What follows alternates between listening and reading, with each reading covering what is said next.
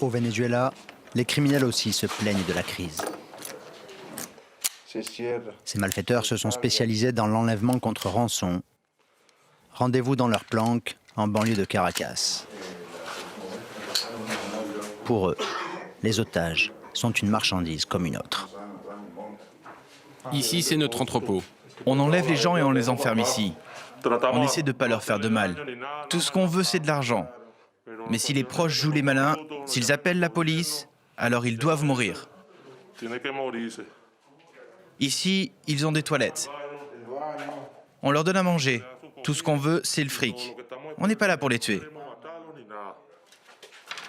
À Caracas, des dizaines de bandes comme celle-ci s'adonnent au kidnapping. Un fléau national, même s'il n'existe pas de chiffres précis. Ces hommes disent que la misère les a poussés au crime. Le salaire minimum au Venezuela, moins de 10 $ par mois. Moi, je suis tombé là-dedans parce qu'il fallait que je nourrisse mes enfants. Avant, j'avais un travail, mais je suis tombé malade. Ma mère aussi, et elle manquait de médicaments. Lui, il a des enfants en bas âge, et il doit leur acheter des couches.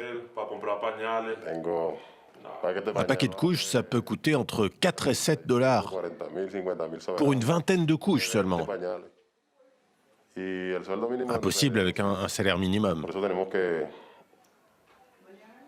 Alors, on doit voler. Ils auraient déjà perpétré de nombreux enlèvements. On a perdu le compte. C'est clair, on a perdu le compte. Il nous reste rien. Des dettes et des problèmes, c'est tout. Aujourd'hui, leur entreprise criminelle est en crise. À cause des forces de l'ordre, d'abord, qu'ils accusent de jouer double jeu. La plupart de nos armes, les autorités nous les ont confisquées. On en avait plein, et les flics nous ont tout pris. Quand ils nous arrêtent, ils nous demandent de l'argent pour nous relâcher, ou sinon ils nous tuent, et ils nous piquent nos armes aussi. Alors on doit en trouver d'autres.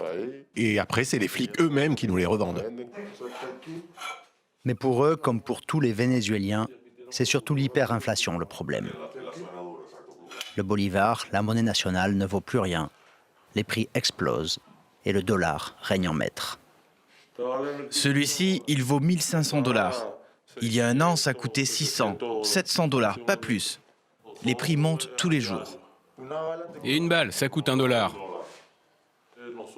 Nos coûts augmentent, alors on augmente les prix des rançons.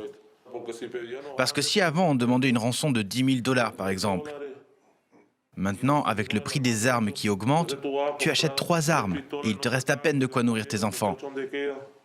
Forcément, on ne va pas réclamer les mêmes rançons qu'avant.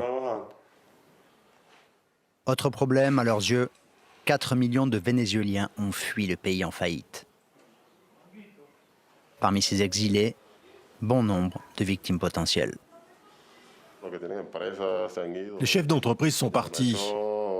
Alors c'est devenu difficile de trouver des gens qui ont de l'argent. On trouve encore. Mais c'est pas comme il y a 2 ou 3 ans. De nombreux délinquants aussi sont partis dans les pays voisins. Certains commencent d'ailleurs à s'alarmer de cet afflux récent de criminels vénézuéliens.